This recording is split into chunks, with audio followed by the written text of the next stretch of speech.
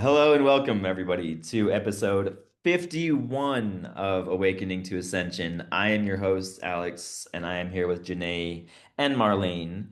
Today's topic is channeling beings from other planets, safety and ethics. And if you have anything to contribute, please drop something in the comments as if you were on the show. We'd love to hear what you have to say. Let's get right into it. So, channeling beings from other planets. For a lot of people, this sounds a little bit woo-woo, a little bit out there. When I started going through, like nearing the end of my dark night of the soul, I met with this woman who was able to channel a being from Venus. His name was Thaddeus. And it was a pretty cool experience. She's like, I had a lot of questions for her. She answered, or for him, I guess, the Venusian. And some of the things that he told me is like, I'm like, what is my heritage? Who am I connected to? Like, who's my star family? And she said that she can't tell me exactly who it is, but that I come from beyond the 28 star nations. And I guess the 28 star nations are like the ones that we're most familiar with. So with channeling, and we talked about this a little bit in the last episode, is when I started channeling, I was unsure of how I was doing it. I wasn't sure if I was doing it right. I was going off of a lot of intuition, and I had a lot of negative chatter in my brain when I would do it. So I would use alcohol to block out those voices and to like just feel my body more. But then I got learned that that's not the way you want to go about it. You want to be clear-headed, you want to have clarity, you want to be able to identify who it is that's coming through and ask for people or for entities specifically while putting up shields to block the ones that you don't want. I did a live channel in one of our weekly groups and didn't put up any boundaries. And it came through. It wasn't even in English. I kind of freaked out the whole group because it sounded like very like dragony or almost demonic. And after I did that, I had to go outside and ground immediately and cut cords because it felt like this dark energy was trying, or I was allowing them to take over my vessel. So I'd be curious to hear any thoughts, Marlene. So thanks, Alex. I'll start off by saying that any channeling is it's a huge responsibility. It's not just something that we take lightly, and because you're acting as a translator between different frequencies. And so to listen to what comes through and to allow the different almost cultural archetypes as well to come through you and give messages. That's no mean feat. So, as you said, to not put up protection, that's kind of a clunker. Sometimes that can really backfire quite badly. Um, Knowing that we are sovereign beings and that we always have free will, when you are opening yourself, you also open to a vibration on a different level. And so you've got to match that vibration and bring through what needs doing. Always knowing that you've got to be grounded. Just like you said, you had to go and ground afterwards, ground before the time. And remember that when you are channeling, your nervous system actually takes quite an intense going through. And so one has to up your vibration and your nervous system's capabilities as well. So that is a very, very big thing. Um, you've got to be careful of being disorientated whilst you're doing this. You and that's where that grounding comes in, and also perhaps holding a crystal to just give you something that's tangible as well as that grounding. That would also help. And I think that it's part of the responsibility of being a star seed that when you channel, you're wanting to do it because you want to raise the vibration of the planet and to bring in the messages that would serve on the highest timeline, the highest dimension, past, present, and future. Janae. Thanks so much, Marlene. It's very important for us to be protected before we use ourselves as conduits, because we are in the middle of that which is below and that which is above.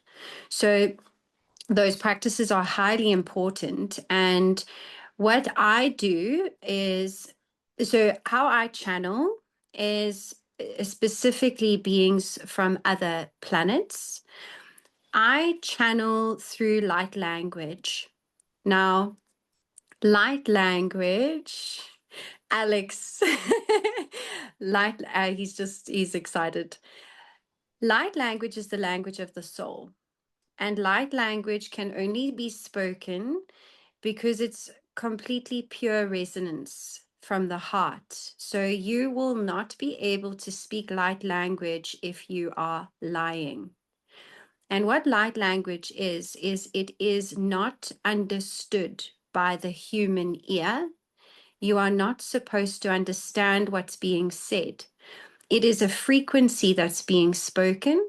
That frequency is what is connecting you to the other beings. The beings that I specifically channel are the Pleiadians, the Arcturians, and the Andromedans. And what happens when I speak light language is I'm in a protective space. Before I speak light language, I call upon Archangel Michael to protect me. Before I speak light language, I call on all of my guides to surround me, because you need to ensure that you are connecting to the highest of light. And when I speak light language, it's become so frequent as of late. I speak light language in situations of unsafety where they are connecting with me. And what actually happened is I protected a space through light language, and I protected each room in the space because it's again a frequency. So what happens is when you connect with those beings, they come in to assist you. They cannot physically assist, so they use you as a vessel to do so. And to have an understanding of light language, when you speak light language or when you receive light language, it's as though you are receiving about 10,000 pages worth of text for your frequency to increase as this being. And I can speak some light language towards the end of the episode for everybody. Yes, Alex. Thank you for bringing up light language. That is, yeah, so that's something that I began learning, and that's something that came from me straight intuition. And when I speak, well, I don't actually speak like light language. There are different ways to, I guess, project light language. I use motion and movement. It's like m moving meditation, sometimes dancing. I call it weaving. And when I speak this, I feel it as more of like a reverse channeling. Like I'm not accepting messages, I'm projecting messages, whether it is just high vibrational love, any type of like questions or requests that I can make, sending it out to the entire universe because vibrations just they don't stop, right? Once you make a vibration, like a snap, then there's vibrations just continuously going out until the edge of the universe. And it takes a different amount of time for it to get that far. And just like Janae was saying, when you are channeling, you will receive more information than you're able to process in that moment.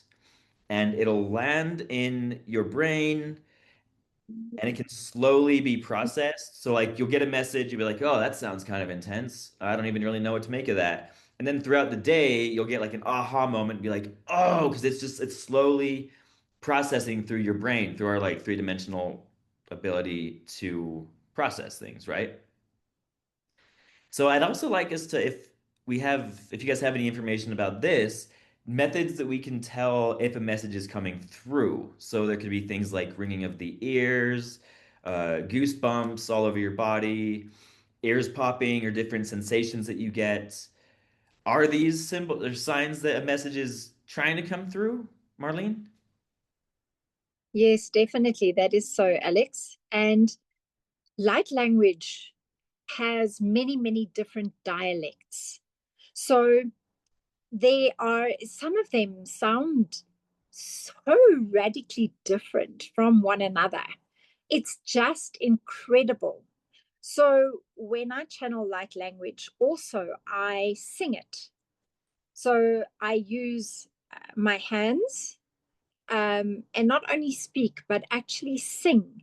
And the vibrational and the tonality of the light language and the the feeling that comes with it is just incredible. And that can change. You can also sit and channel light language through art and through symbols. So it doesn't always need to be a spoken or a sung language. It changes from time to time and also energetically. It's magnificent. Janae. Ah, yes, you mentioned the art and the creative. That is also a form of channeling. They say artists, particularly painters and drawing that artistry, is the highest frequency one can sit in to connect with source, because you are the vessel creating what you are seeing. It's the most beautiful channeling that you can physically visualize and watch unfold. So to answer Alex, with regards to the question as well, with what sensations you may feel when you are channeling, it would depend on your channel. So if you are channeling specific realms, you would feel various sensations. So I feel different sensations with different entities and beings that I channel. So I feel a tingling sensation. Then, so when I am connecting and channeling with the angelic realm, I feel tingling. When I am connecting with the uh, other beings from other planets, I feel a pressure. So I feel this, it feels as though I've been encapsulated inside something, and the pressure is it's very heavy. So it pushes against my physical form, not in a discomforted way. I just know that they're there. And the ringing of the ears I experience when I'm not channeling. So the ringing of my ears I experience when they are trying to tell me something that I'm not either seeing or listening to. They come in and my ears pop and they ring, because when that happens, I become a little bit more alert with what is happening around me.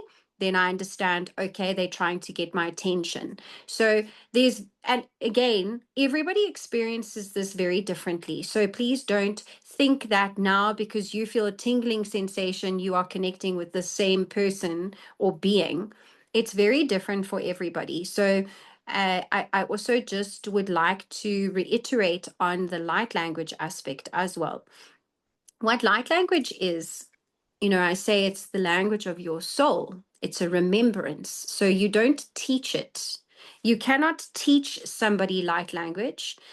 It is a remembering. And how I describe it to individuals that I speak to regarding this specific modality, when you look at young children and babies, they speak a language that we don't understand. They understand each other because you can watch very young children engage in a full conversation and you're thinking like, that one said something, and that one like clearly knows, okay, pick up the blue teddy bear. And that is essentially what light language is. We've lost it. It's that innate language that we had when we came to this earth, because again, I said to you, it's pure. It's your heart's language. So when you speak it, that is your heart speaking to another person's heart. And Marlene also said it's different resonances. When I channel light language, I have various tones and tonalities. Some may be sharper and deeper, some may be clickier, some are sung, some are hummed, there are so many different forms. And again, it's because it's a frequency that you're connecting with, which is then a planet and a light being that you are connecting with.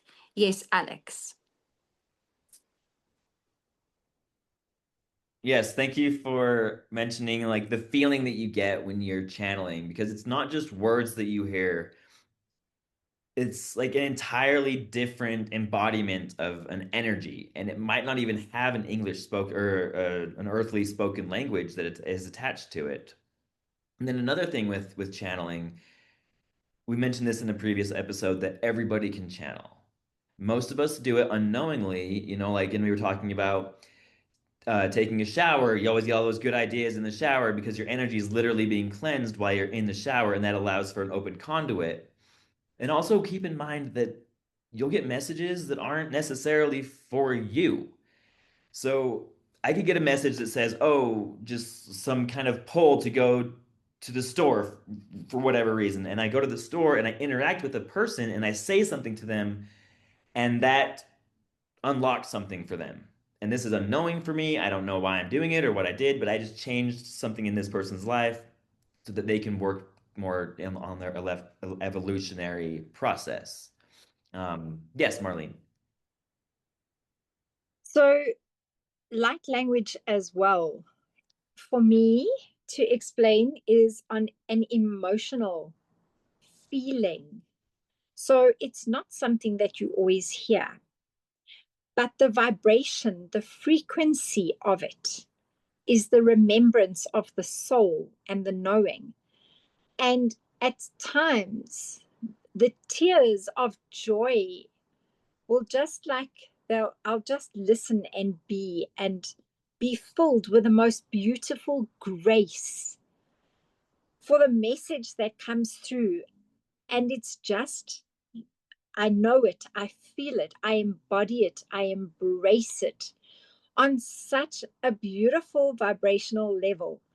And in nature, that can also help to be out in nature, because you are feeling those vibrations and the frequencies. It's magical. It's absolutely beautiful.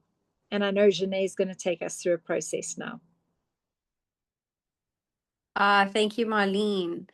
I just, before we wrap up, would like to express, as much as you protect yourself before channeling, you need to close off the energy when you are done.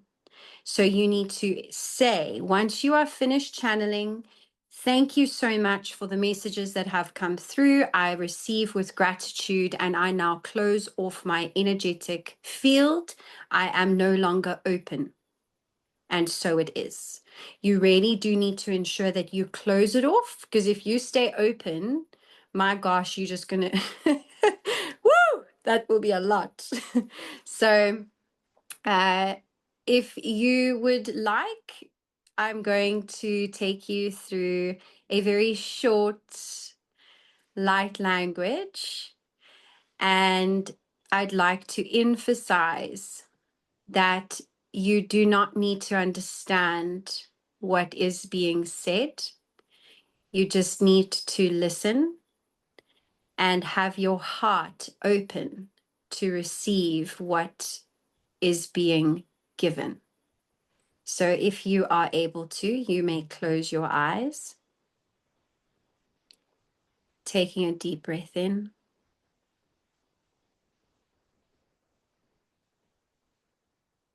and out.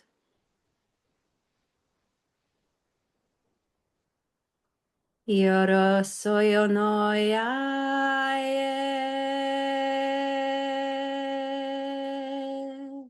Yete suyu. Yaranata se. Oyo hoyo. Te ana te sa yarakate te ana toto soyo shoto yanaka seta kata se.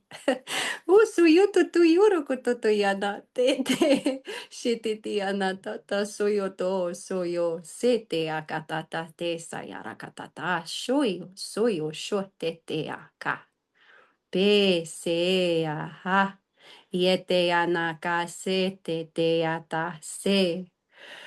Ha, seata, se, shetiti anato, soyorokoto, se,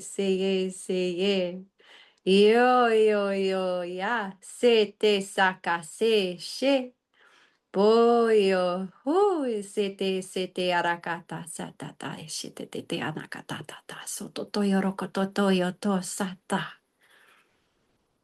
ha, se, sha.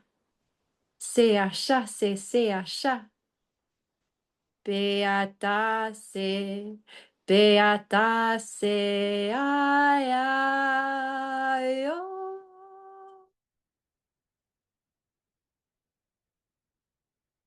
Bese, desa, shesa. Taking a deep breath in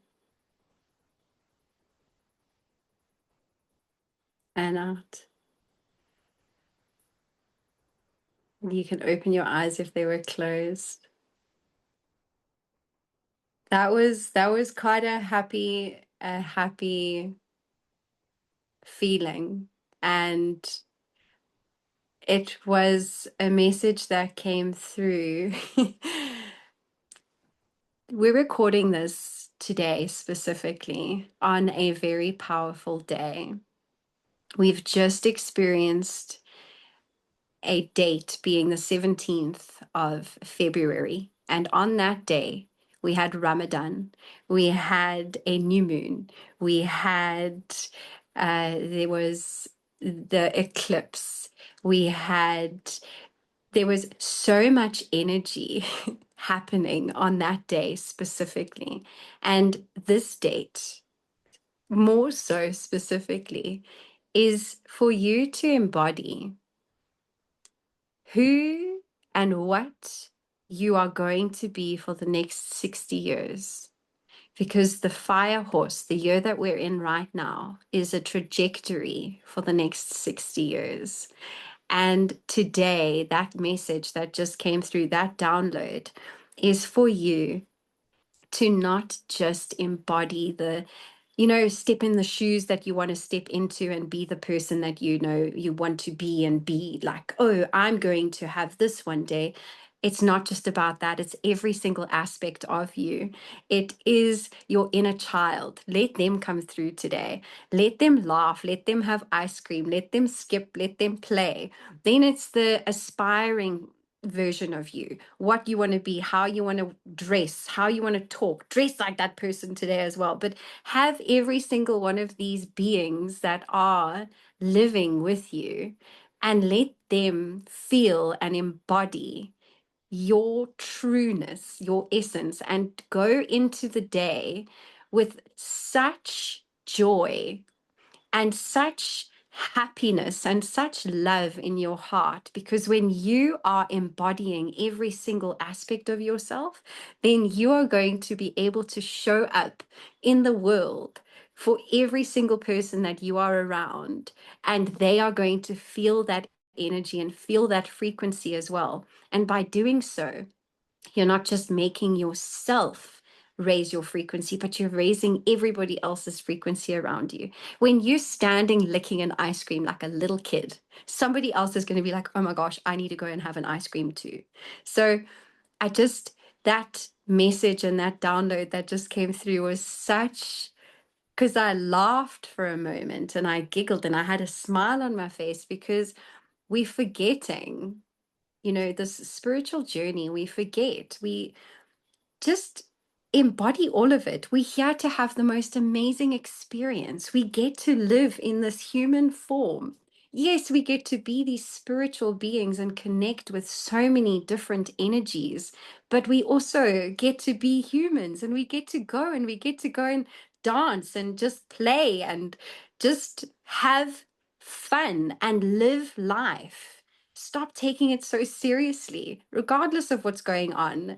Honestly, like, it is not important. None of that's important. Enjoy this right now, and especially today. Please enjoy today and smile often. Oh, thank you so much for that. That was so cool. That was strikingly similar to the language that I sometimes speak when I'm channeling or lightly. Like that's wild. And then just to finalize, I wanted to add a thing to what I was saying before when I said that the channel message might not be for you. There are cases where that channel message is only for you and other people are not ready to hear it. So use your discernment on that. I am noticing that I believe Lyra is trying to come through with me right now. And I know that because I can feel it right here. And it's just like Lyra, Lyra, Lyra. So after the episode, I think I might be doing some channeling myself. If you have any experience with channeling, please drop it in the comments. We would love to hear from you. Thank you so much for watching. Like and subscribe, and we will see you next time.